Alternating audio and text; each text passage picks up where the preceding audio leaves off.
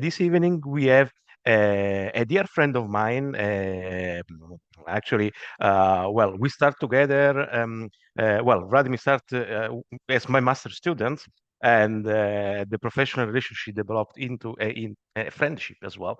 And I can proudly say that Vladimir now is one of the greatest professional in machine learning that I know. We also won some hackathons around the world for AI for goods, these kind of things, when we had time to enjoy much more free stuff. Well, the invited speaker of today is Vladimir Osin. He works as a senior machine learning engineer and team leader at ASML. For the ones that don't know ASML yet, consider it is one of the most important company in the world right now.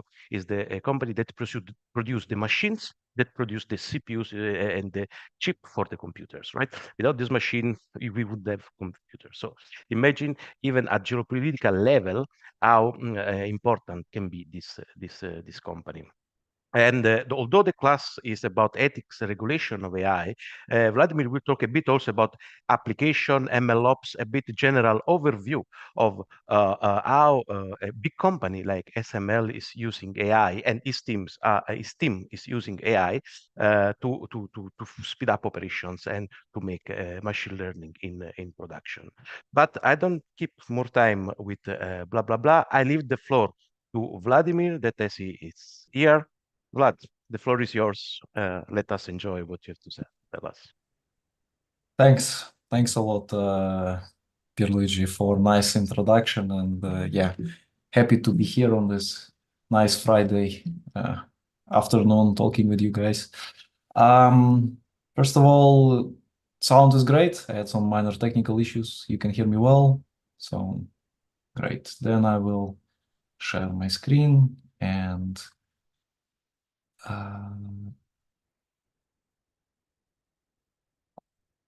let me know if you can see my screen also. All good.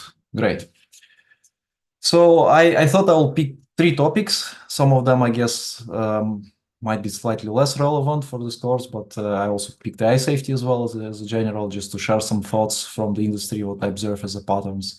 But first, I will talk about ASML and then a bit on building machine learning projects, a bit more in general, and what you might want to think about when you start a machine learning project. But first, ASML. So as Pierluigi already mentioned, it's one of the most important companies, but not a lot of people realize what exactly we do and how. So I thought I will just go through a typical process that like what exactly we are doing and how. But first, small introduction, just in general about ASML. So we are the one of the leading manufacturer of chip making equipment. Some people think that we actually produce chips, but that's not the case. So we produce machines that helps to produce the chips. So particularly we focus on the lithography machines, and they're an essential component in the chip manufacturing. It's like one of the main things. And we are the only supplier for some of those lithography machines in the world.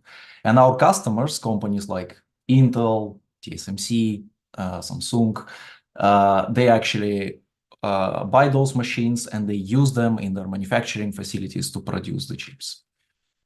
Some numbers. So ASML is founded in 1984, and we have more than like 40,000 people worldwide, 144 nationalities, and we operate in more than 60 locations worldwide. And another thing is that if you do the math with the founding year and current year, we're celebrating 40 years this particular year, like this week, actually. And this company started as like a joint venture between Philips and ASL. It's like it was like long time ago, started in a shed in Eindhoven, and then slowly but surely it grew to the international level, and now we're enabling all this groundbreaking technology worldwide. So let's look at the overall how basically chips ending up in your phone or the tablet or on your TV. So let's see. So the first thing is that you need the silicon wafer. And I'm already skipping half of the picture here because somehow you need to get the silicon wafer, and just the manufacturing process for that will most probably will take a full hour to talk about. But let's imagine you have a silicon wafer already. And the first thing that you do, you put a thin film of materials on top of that wafer. And it could be conductors, isolators, or semiconductors. So that's basically the first step, deposition. Then you need to do lithography. And that's basically where ASML shines. We provide those machines, and it's a critical process in the chip making. And basically what happens here is that you coat that wafer that we just discussed with some material that is really sensitive to the light. And then exposure happens inside of the lithography machine. I will explain a bit in a moment how it looks like. So photoresist coating, as I mentioned, you just need to have that light sensitive layer in order to project the light and build something on top of it. And then exposure itself, it's a process where the light is projected through the component called reticle or a mask, which contains a blueprint of what you would like to print. So for example, Apple designs a new, I don't know, chip for a new iPhone. They have this design of this chip, and then it's then transformed to that mask that actually needs to be printed. And that basically becomes part of this reticle.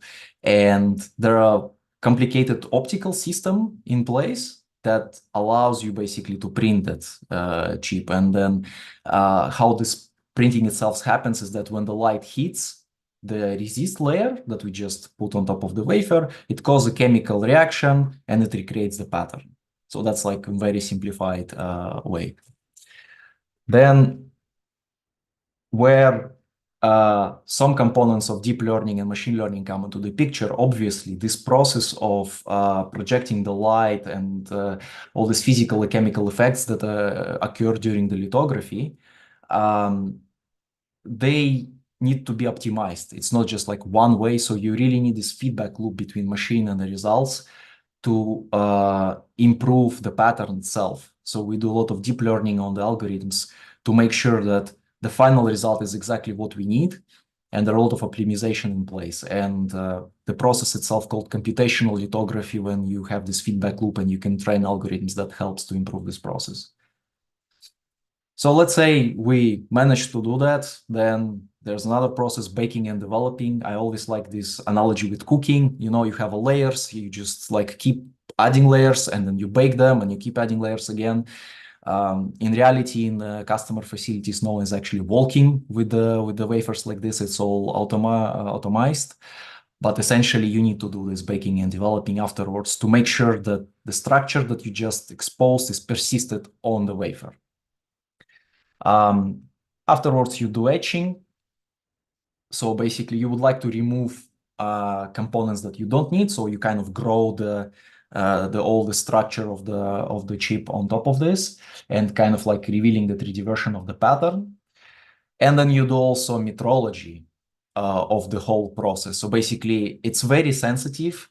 We are talking here nanometer performance, and you really would like to monitor that you don't have any shifts and deviation of the proper process. So each wafer during this baking, let's say, and overall the lithography process and the full manufacturing process of the chips is monitored. And that's exactly where also we have a lot of KPIs to calculate things like overlay or tilt, like when one layer is shifting on another. And here a lot of data science is also done on this data.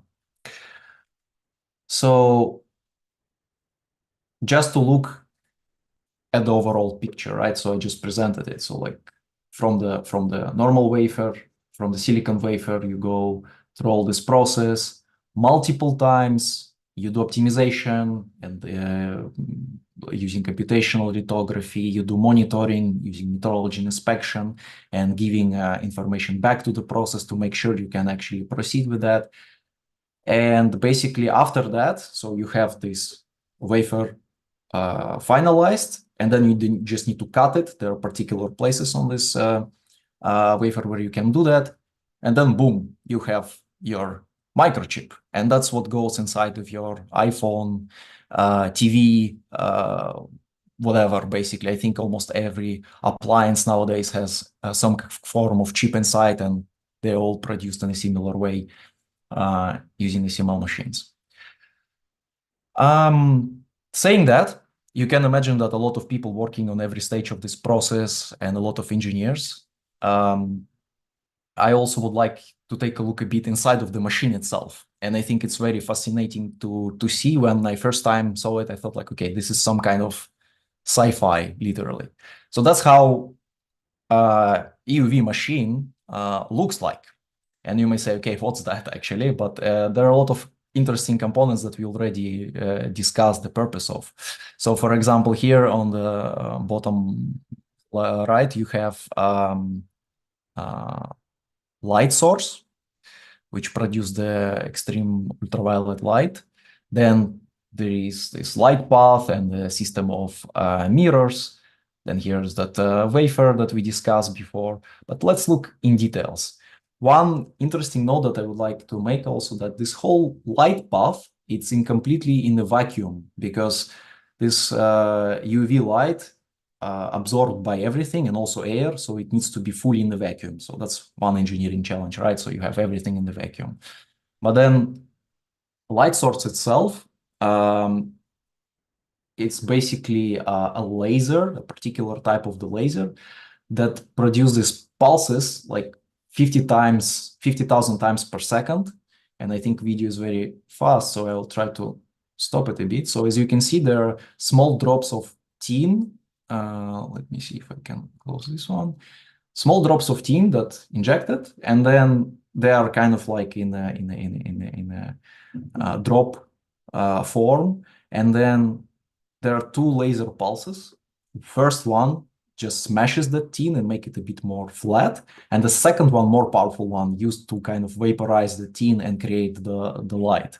So that's what this video is actually showing in this like slow way.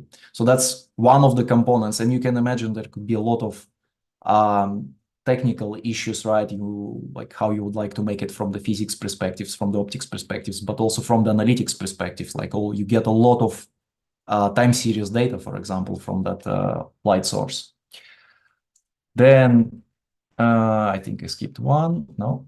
So the reticle we already discussed a bit. That's basically where the mask is, the design of the chip itself, and the light is reflected there. Here it's moving because also the wafer stage is moving, so it's just by design like this.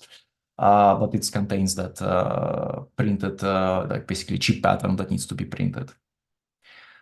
Then I already mentioned the system of the mirrors. So it's called optical column. So you really need to have these mirrors instead of lenses, and to propagate the UV light.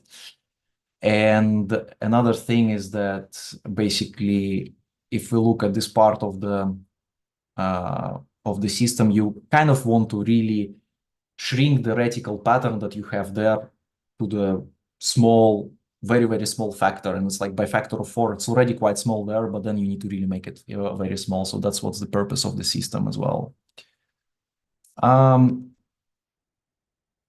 Wafer stage. We have a lot of people working on the wafer stage itself. So wafer stage basically moves the wafer on, and then you saw, right, like this laser fits, so it's in a fixed position, and then you want to move wafer all around to make sure that you basically optimize the speed here, and you cover all the wafer very fast. So that's why wafer stage is moving it, and it's adjusting it 2,000 times per second, which is like also unbelievable. And the last one, that's something that also can suit some pizzerias, I think. It's like this robot that grabs the wafer, adds it to the chamber, and also picks it up back. It's, as I already mentioned, the environment is the full vacuum, so you need a special system basically to go there. It's like a robotic arm that's doing that. So where I'm going with all that. So in ASML, we have so many challenges with these machines. And it's not only from like physics perspective, but it's also from optics, from software, We're building a lot of algorithms. There's a lot of legal work. There's a lot of DevOps, machine learning work. So I encourage you guys to check a look our careers website and see if there's something that you might find interesting. I'm pretty sure there will be a lot of AI safety topics soon as well, with the mass adoption of all language models, and we also use a lot of machine learning currently, that where these topics come from time to time. So that's about ASML. If you just want to read something regarding the topic overall, I highly recommend these books. I like books. You will see across this lecture that I will recommend more and more books. So the middle one, Cheap War, I think it's very famous, by Chris Miller. We had a session with him a couple of months back in the ASML as well, discussing the book and the view on the world on that. And there are others. Focus, for example, it's coming in English in April, a bit later, basically this month. It's not only the Dutch version, but yeah, there you can basically understand better all the political interplay of powers and all the companies that involved in the chip manufacturing, and why it's also so important. And this one, ASML Architects, is more on engineering side, so also suggest to take a look. So that's about ASML. Now, imagine that you applied to ASML to some machine learning team as AI researcher, data scientist, software engineer, or whatever, and now you need to build machine learning project. So what would you do? So quite often, what I see, at least, that people jump into the algorithmic side of things, right? Or we take that shiny latest a large language model, or whatever it is right now that is popular.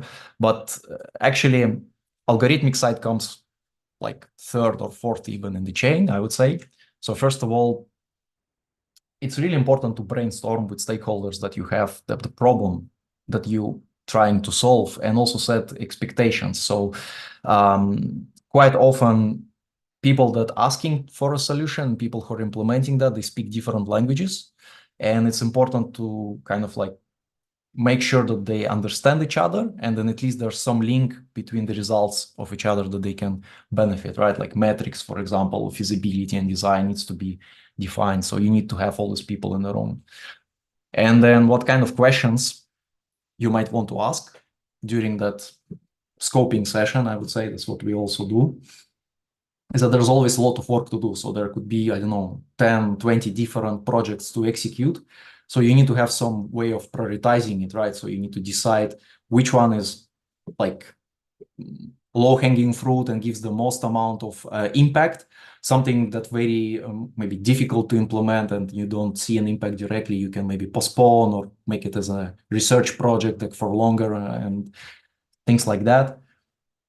What kind of metrics you would like to use, right? So there are, like in machine learning world, there are a lot of things to consider, right? Like software metrics, how fast your algorithm is, right? Like latency, throughput, machine learning metric itself, right? Like accuracy, mean squared error. A lot of other metrics can be used there. And the third one, I think, is most important. Actually, it's a business, right? So like, okay, you might have a model that is very accurate, but you cannot link it to the business results, and you don't know, like there should be some link between each KPIs there, right? Like that, if it's revenue or click-through rate or any other business metric that you're optimizing, so it needs to be linked, and everyone should understand that. Resources-wise, also, right? Like as we've seen, building machine learning models at scale takes a lot of time, takes a lot of data. So we've seen examples when there's like whole internet is being scrubbed basically to build machine learning models. And you also need a team. And depending on the organization, depending on your particular situation and department, it can be always different. And you need to take into account basically all these factors, right? And the timeline, of course. So I always recommend to separate problem identification from solution, so not jump directly into that. Like, yeah, also this is a bit controversial, but if you can avoid machine learning, it's better to do it. In practice, you might solve a problem without machine learning very efficiently. Maybe it will not provide 95% of the results that you expect. Maybe it will do 87, but it will be enough, and it will also be way easier to maintain and support in future. So that's a general thing, that just don't jump straight to the machine learning solutions thing. Maybe you can solve things differently. And then this last one that I already mentioned, that you need to have a technical and business teams to agree on success metrics. That's overall thing. I think this is in general relevant for a lot of projects, also for pet projects, for startups, like kind of like a general guide. Look at the scoping, and then afterwards you can start looking in all kinds of components like algorithms and stuff like that. But I have a separate talk on that. You can find it, but I just want to mention one more thing that's important regarding the like building machine learning projects. It's this data discussion. This image, by the way, it's a DALL-E 3. So I asked it to generate something related to data and AI, and that's what we got. It looks convincing until you start looking at the font and the text that it's trying to generate. But regarding to the data, so it's very important to understand what's your input data and output data. So what's your X and Y overall in the machine learning terms. Another thing that I find extremely important is to check whether you are in a situation when you have small data set or a big data set. This very important because the amount of time and effort that you can put in a small data or big data varies drastically. Quite often, if you have a small data set, you really need to make sure that it's very accurate. It doesn't have labeling errors. It's like, you might have 100 examples, but they're all very nicely labeled, and it will give you good performance. In a big data set, you might also compromise. It can be that it's labeled good, like 70%, but there are tricks that you can go and build different techniques to build still accurate models on top of that. So that's very important to take a look. And sometimes if you have a small data set, it's just not even possible to build machine learning models on top of that. So you need to use other methods. Another stuff is like, okay, are you dealing with the structured or unstructured data? So structured data, it's tables, Excel sheets, CSV files. Unstructured data, it's images, videos, audio. So that's also very important to understand. You need different storage systems for that, different infrastructure, and methods is also very different. Labeling strategy. So there are a lot of discussions right now, for example, for large language models, for the way how they labeled this reinforcement learning with the human feedback, which actually just a human feedback. So you just like let people to label the results. There are others. There are semi-supervised strategies as well for images. So you need to take that also into account, whether you need to label data or you will get already labeled data and you don't have to pay for it. You just use it, or you maybe have something in-house in the company. Data lineage. So that's also very corporate specific thing. So quite often machine learning system that you build is not the first thing that your company builds. So you most probably already have a lot of stuff in place and you just want to improve one particular business process. So the data actually already in some kind of flow or pipeline. So you need to see where it integrates, how it integrates. Maybe there's some legacy systems in place. So that's something to think about as well. How to handle data errors. So the world is changing, and especially if you build machine learning systems in production, you get that change inside of your models, and quite often they are not. I mean, your data can change. You can have another column in that CSV file, or distribution of the image data set that you use changed. So you need to also accommodate for that in advance, and basically that data drift component or concept drift as well. they playing a crucial role, and you need to think about it in advance, whether you will be impacted by that, how you will be impacted, and how fast your data is changing. So that's about the data part. And there are more things, as already mentioned, modeling itself, deployment, all those things are very important while you build machine learning project. But now I want to just switch gears a bit and talk about this DevOps, MLOps discussions that are also quite now popular. I think if I look at LinkedIn every second day, like someone's posting something about becoming MLOps engineer or DevOps MLOps engineer altogether. So the idea is very, well, not really, but quite old already. I think before 2010-ish, 9-ish, the way the software was developed, it was basically like this. So you have a team of developers that just sits and develops. And then you have some other team or maybe even department that's just doing testing. And then another one that's releasing the software, and another one that's just doing operation on that software. So they're all like behind the walls.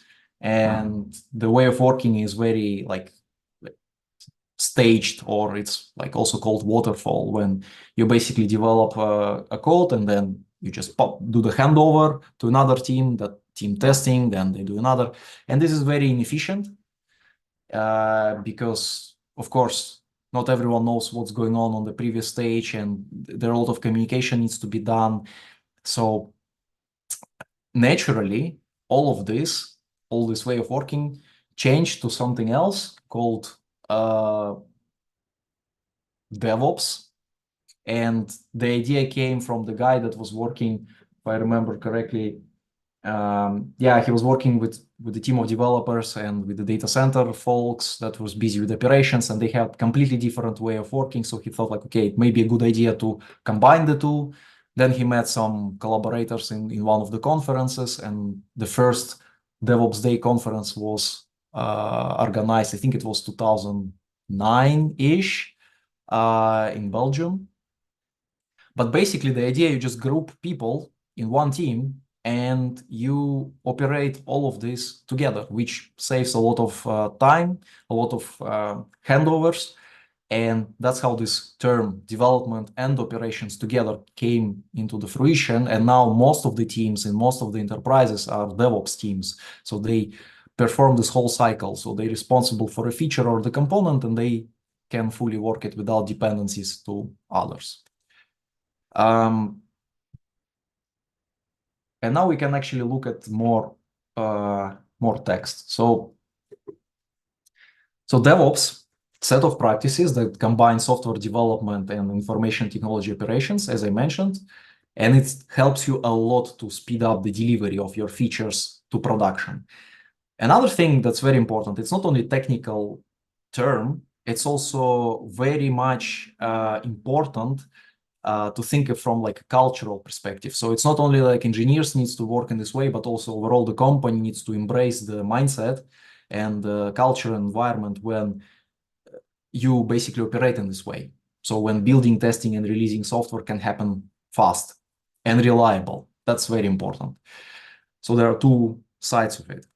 Then there's also this data ops term, like everything ops these days. So in order to build any machine learning product or even anything else that depends on the data, you need a very strong data platform, set of people that maintain it. You need the processes in place.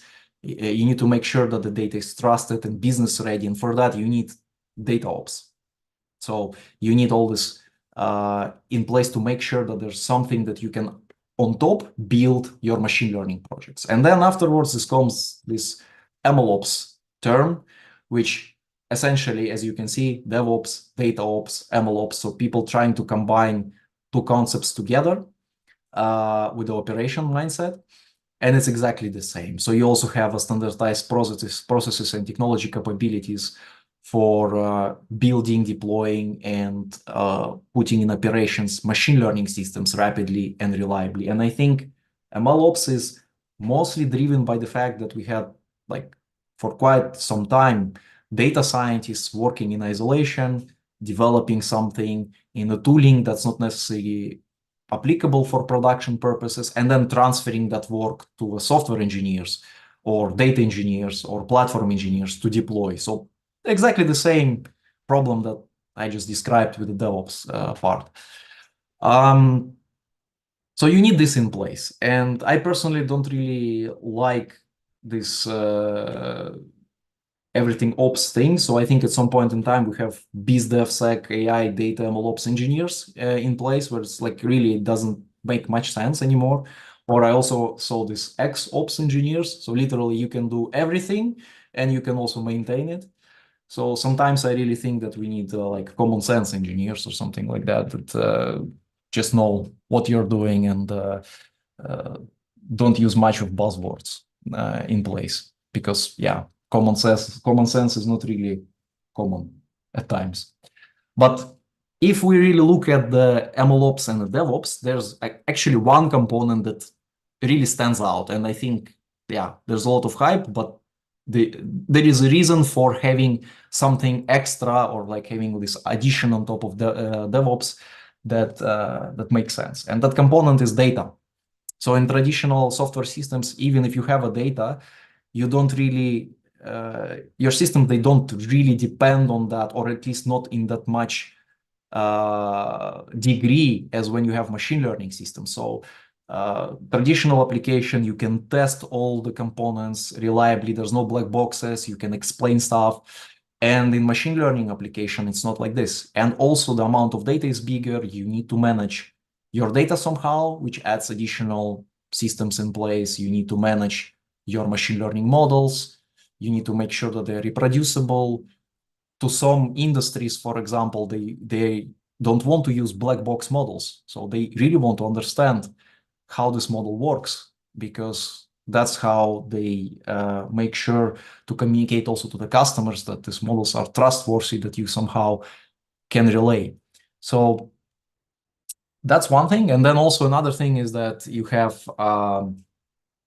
infrastructure stack, right? So for traditional DevOps, you need less things, right? So there are, of course, foundational things like you have compute and you have data and you move compute, you move data around using orchestration, you have versioning stuff and software architecture in place. But then on top of that, with all this machine learning development, you have model development, feature engineering, model operations, all these things they add on top. So that's why I see that people like putting MLOps as like almost separate discipline, but in reality, it's an addition, I would say, on top of the DevOps.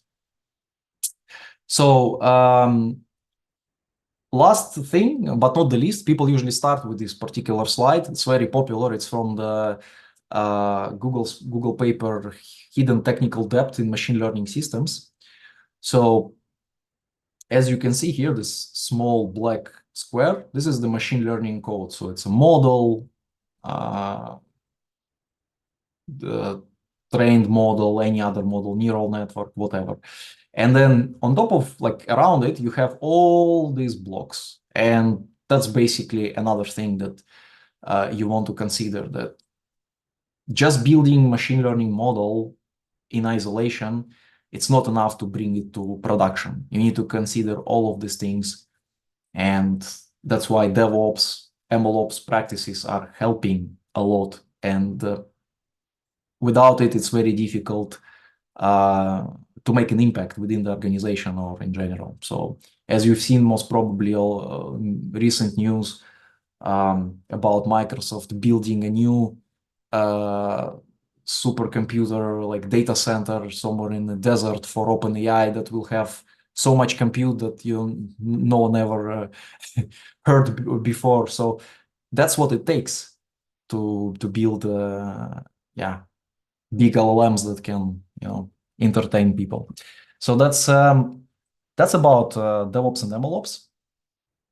I promised some books, so here they are. The Phoenix project, it's more like, I think it's a general read. I mean, if you ever work in IT or you're planning to work in IT or in software, you can read that book. It's also helpful for personal development. It's basically a story of an executive that joining the company where things are done in that prior to DevOps way of working, when you have a lot of handoffs, nothing works properly, and then he's trying to apply lean principles and solve it. Really interesting read, step by step, explains very nice. Accelerate, I would say this one recommended to anyone working with, with software, with organizations that are high performing. It's a really nice survey book that based on actual research that Nicole and Jess and Jean they did, and it really shows how the performance of software systems amplifies the performance of the organization. So this one I can recommend for it for like almost anyone that works with any software these days, which is like a lot of people in general. So those two books. And now we can go to the AI safety. Spoiler alert, I'm not AI safety practitioner. I'm more like just using common sense for the models and stuff like that. So my knowledge may be not on the same level as yours, especially considering that Pierluigi is teaching you guys. So now I mentioned that there is 40 years of ASML this year. In October of this year, there will be 40 years of this amazing movie called Terminator, which I think a lot of people like to refer to when we're talking about AI safety. And it's usually those guys that are thinking like, okay, we are trained a smart chatbot that now is going to capture the world and we are all doomed and stuff like that. So great movie, has nothing to do with the AI safety, by the way, but 40 years as well. And then I also like this tweet from Jan LeCun, who is a chief scientist in Meta. And that's basically represents the whole thinking that I fully agree regarding all this topic. So what he says here, okay, engineer invented a new thing called ball pen. And then in Twitter, everyone is like, okay, now you have a pen and then you can write horrible things with it, right? You can write misinformation, propaganda, hate speech, let's ban it. And then doomers, like in analogous to current AI doomers, they say, okay, imagine everyone can have a pen, then it will destroy society and there should be law against using pen to write like hate speech and stuff like that. So let's regulate it immediately. And then there's a pencil industry that like before the pens, and they say, oh, no, wait. Ball pens are very dangerous. Unlike pencil, which you can erase, ball pen stays forever, right? If you write something with a pen, yeah, and government should require a license for pen manufacturers. So I think this tweet summarizes this whole situation that we have with the AI models right now. So we have this, as soon as ChatGPT got released and everyone started using it, people understand that you can ask all kinds of questions, that you can jailbreak it, you can ask it to tell you how to build a bomb and stuff like that. So everyone is freaking out. But in reality, even if you ask ChatGPT or any of those large language models to build a bomb, then, and even if it tells you how to do it, which frankly, if you ask Google search, you will, I mean, it's not that much different because ChatGPT is trained on the data that's available on the internet and Google search is indexing pages on the internet, right? So if you look for it, you can still find this information. But for some reason, people are freaking out more on that because, yeah, well, even if you have an instruction, you still need a lot of stuff to build a bomb or the rocket or stuff like this. You need a lot of materials, and it's not just like you can follow some text and you already get a bomb or new biological weapon or whatever it is.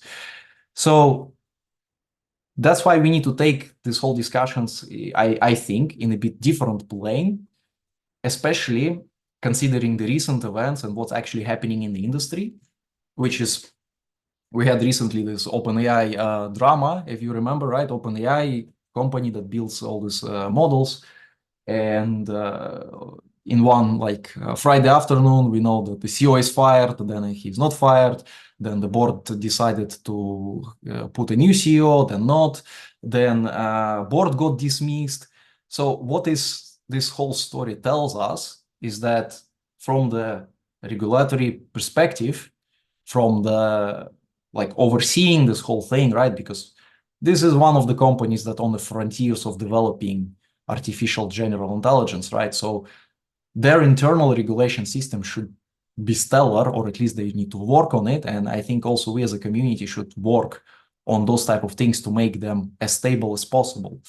And in this case, what it demonstrates us that even though there is a board, even though that there is those decisions that they decided to remove the CEO, we know what happened afterwards, right? We know that Sam Altman returned, and he also admitted himself that, well, I mean, even though board can fire him, they actually couldn't.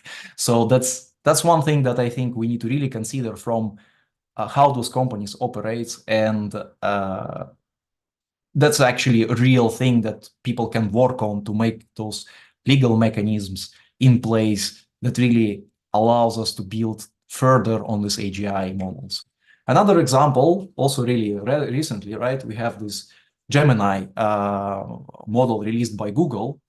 And if you ask it all kinds of questions, it's not factually correct. So it's kind of failing one of the basic tests of those type of systems that you expect, right, to be factually correct. So if you ask, please give me a portrait on the founding fathers of America, you get all these gentlemen, which has, well, nothing to do with the historical accuracy. And the same stories as well of the Pope or the Vikings, and there are many examples you can find online about that. And what this tells us, same thing, that internal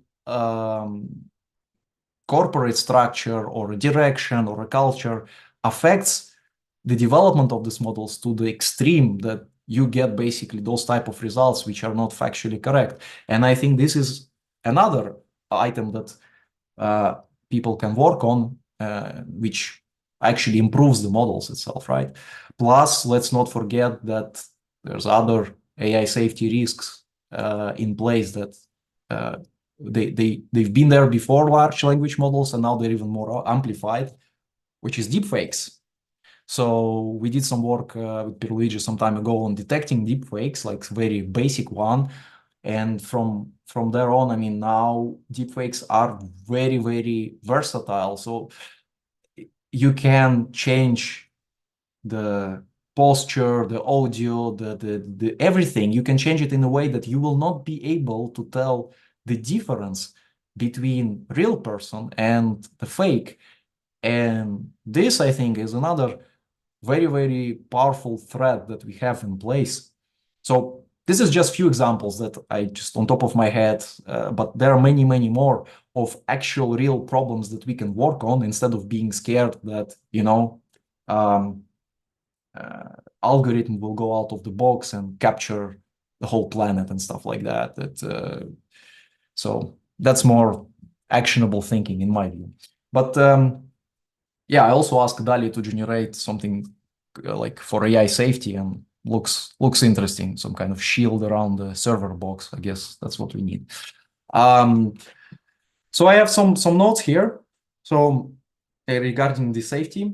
So first one is that some people think that we will wake up one day and we will have AGI. So the problem is that no one knows what AGI is. So if you ask 10 people to give you a definition of what artificial general intelligence is, they will all give you a different definition.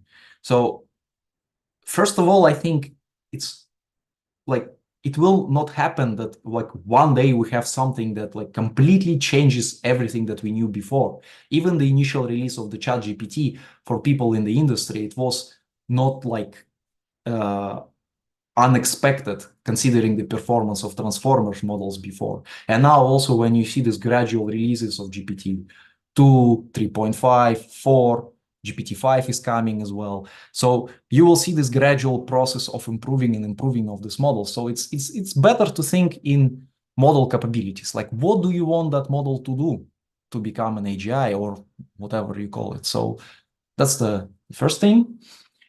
Another thing is that there will be good and bad moments during the development of such systems. So like, for example, Google right now had this issue with the Gemini, right? Other companies will also do mistakes and they will learn from it and they will improve. So basically, this is just a feedback loop. And at some point in time, we have models that performing as expected.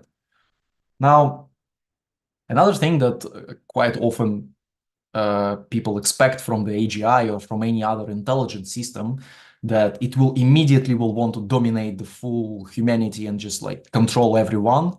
And I think this comes from this idea that human in general hardwired to dominate. So, and then we kind of project whatever we have in us to that AI systems as well. And the thing is that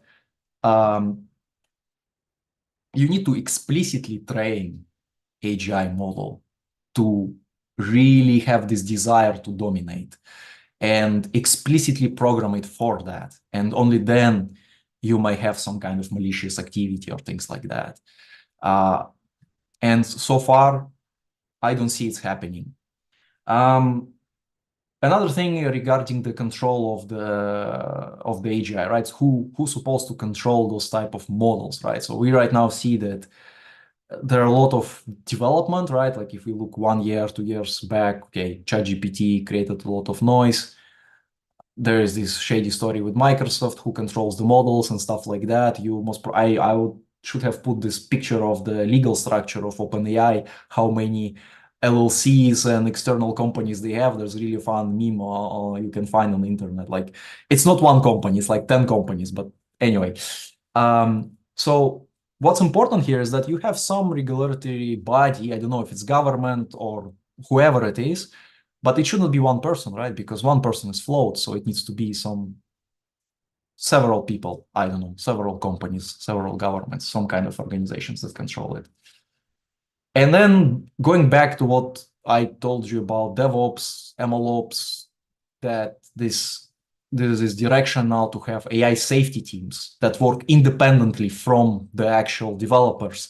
And I think it's a good idea to mix it together. So it's a good idea to have safety researchers working together with actual developers of these models.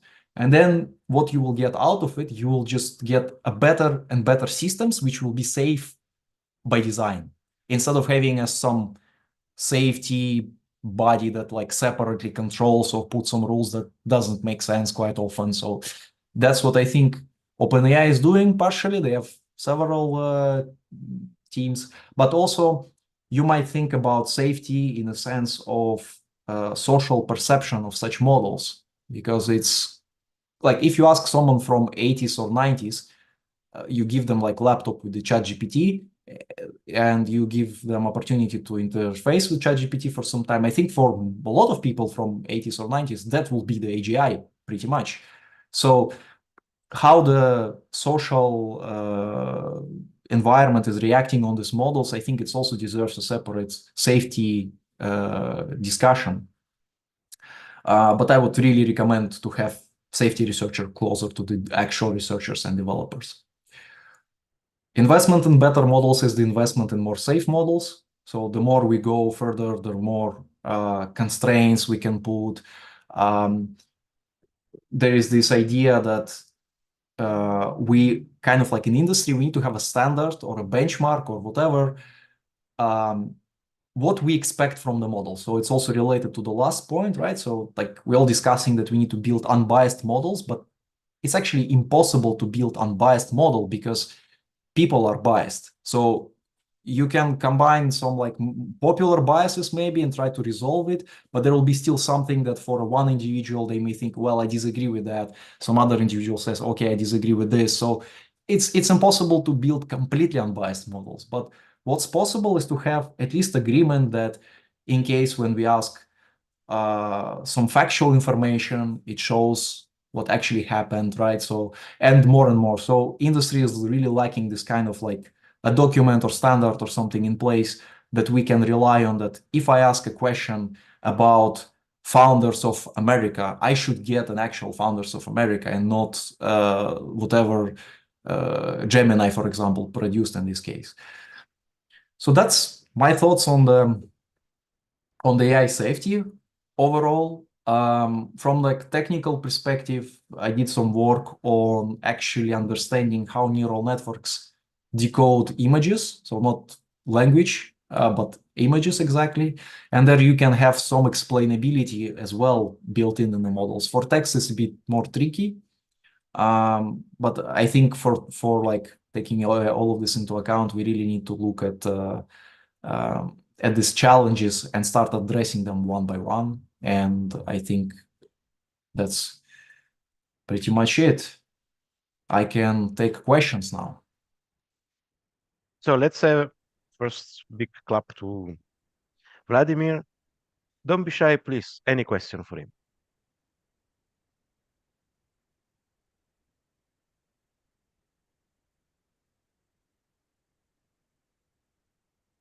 No question.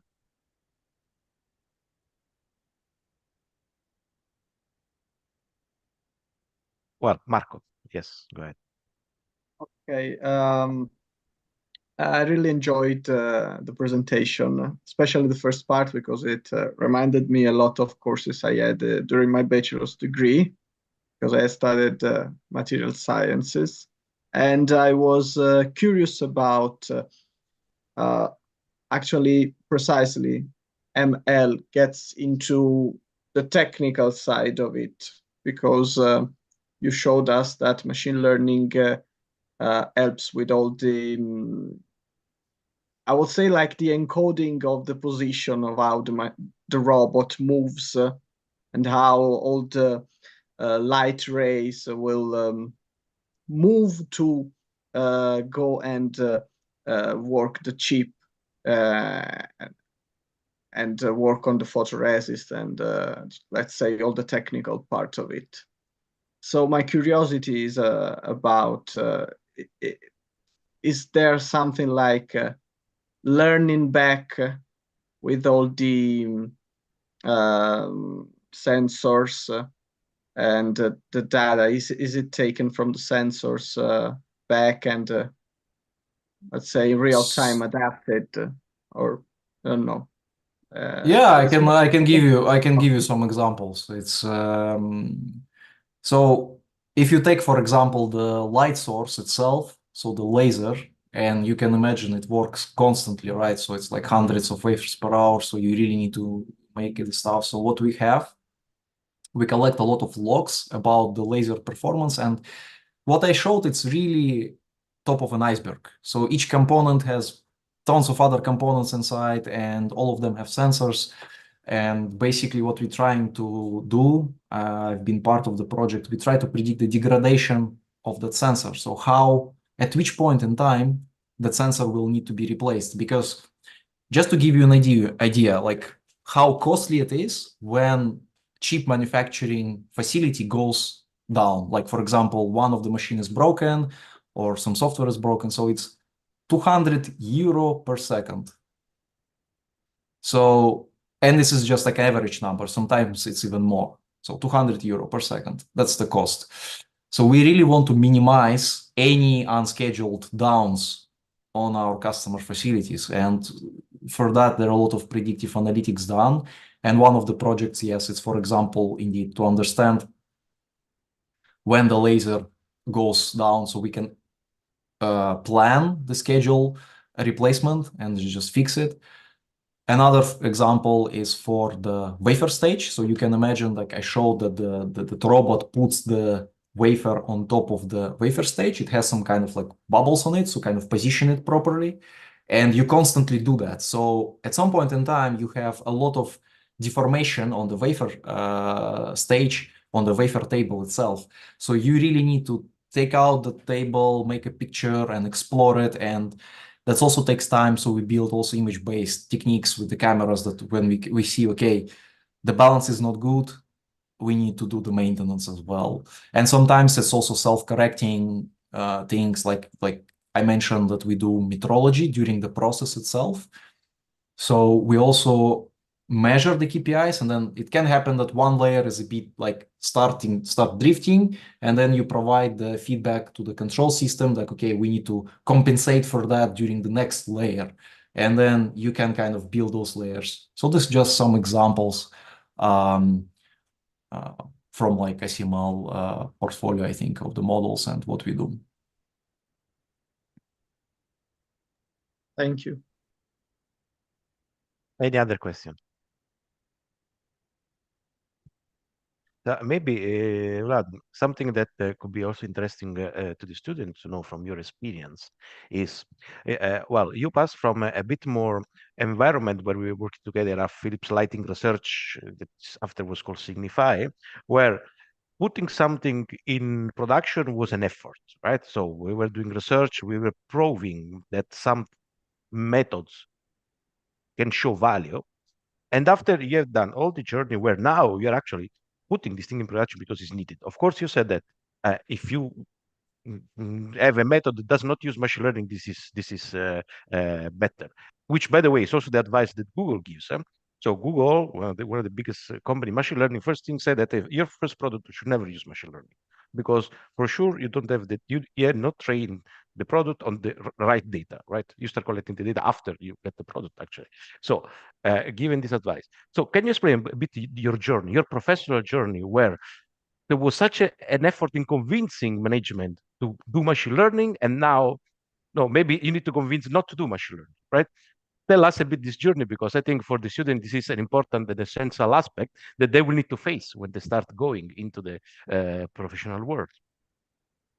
Yeah, so I think outside of maybe like 5-10 big tech companies, and also not full of them, but like maybe, I don't know, like some departments within those companies, in other companies, you will not start immediately working on new shiny machine learning work. So quite often, a lot of work is actually done, as I showed in the picture before, right? So a lot of work done outside. So you need an infrastructure, you need the data in place. So when I started with Pierluigi in Philips, it's more like research environment, right? So you experiment fast, you do maybe not really following all the possible best practices for software development, but then you just need to prove the point that your feasibility of proof of concept actually works. And then afterwards, it can go to the implementation, but quite often research work is just trial and error constantly. You never know what you get. Then also within Philips, I moved in different teams, and then at some point in time, we had to deploy the demonstrator on the actual hardware, and that's where I had to learn a lot of stuff like outside of my comfort zone, in a sense of like I've mostly work as like data engineer, data scientist, but then you need also deploy stuff in production where you learn a lot, big deal on the infrastructure itself. And actually, from the stakeholder perspective, they don't see that quite often. So what usually you see is the UI, right? Like also, for example, if you use ChatGPT, right? Quite often you don't think, I type the text, right? But like the response that you get from the ChatGPT, it's generated like in a stream way, right? So it just goes like one line after another. It's not like it's hanging for long and then just throws a lot of text. So even this part, to implement that streaming, it takes a lot of effort, and also the distributed fashion itself. So for me, I worked on similar projects for computer vision for Philips afterwards, and then when you stream a lot of data, a lot of images from the equipment as well, so you start learning more and more. So I would say that maybe 6 years ago, if you just join a research team, you can get away only with analytical skills. So just work like on the scientific part of it. Right now, more and more companies, they are asking to actually have also coding skills in place. So you need to be kind of like a balance of two. So you still need to implement stuff. So some colleagues, for example, in Meta, they, as much as researchers, as well as software developers. So they also implement a lot of things, communicate with the production teams almost on the same level. So that's very important, I think, to understand for people that entering industry right now. Also, when I moved to ASML, ASML historically is more like a hardware company, as you noticed, and then the software part and analytic part is also growing now. So there is this idea of the cloud development, and then, okay, what is cloud, right? How to operate inside of the building infrastructure within the cloud. So all of these things, they require constant learning. So if you have to learn one skill, in general in life, it's the way how to learn fast. I think nowadays we have a lot of tools to catch up like with almost any technology, right? So you can ask ChatGPT to generate a training course for you for a particular language and then explain it in a way that you prefer. You can ask all kinds of silly questions to it, right? Like, because like in a class or in a room, it's always difficult, right? You ask a question and then, oh, look, I look like an idiot. And then in the chat, you can always ask whatever, like, I don't understand anything, just explain like I'm 5 years old or whatever. So those things, they amplify a lot. So I really encourage you to use those tools. Sometimes you, of course, need to do fact checking because those models are still not fully reliable, but for a lot of things, they're already helpful. And yeah, that's the main lesson for me across the whole career, that you constantly need to learn new stuff. They keep coming, and yeah, that's the main thing. Nice, indeed.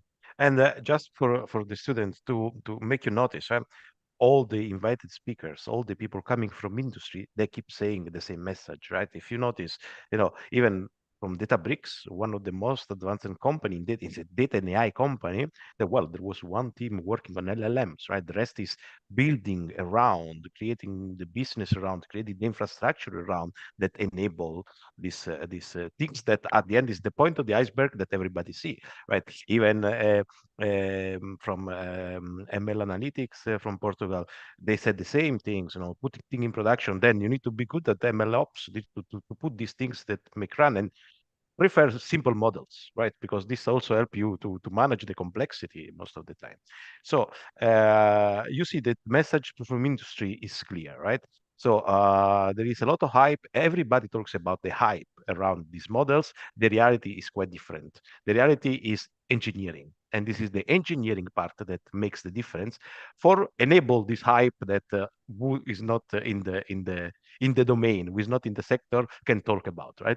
And I think this is the message that more and more become more consistent when we listen the experts from the industry. Considering also the time, is there any other burning question from for Vladimir? Well, if not, we leave Vladimir enjoying his Friday evening. And as a reminder, so tomorrow at 6, we have recovery lessons. I don't know, it's even more challenging than having a class on Friday. Saturday is even more. So I also lower my expectation about the number of attendees. But I will tell you, we will have an invited speaker that you know very well. So we will, we will it will be very interesting. So I really advise you to come and listen, because I'm even looking forward to listen the speaker that will have tomorrow. For our regular lesson, we will discuss about the AI Act. This is the week of the AI Act. We will discuss about the what has been approved, a bit of the timeline, because this is important for you. At the moment that you will start going into the industry, there will be this storm about the AI Act entering into force. So it's good for you also to expect what you can expect if you go to work in an industry that has AI system. Said so. Thanks, Vladimir. Again, thank you very much for your insight, your participation. Thanks for the people listening via YouTube. And for the students, I'll see you tomorrow. Have a nice Friday. Thank you. Thank you. Bye. Thank you. Bye. Thank you. Bye-bye.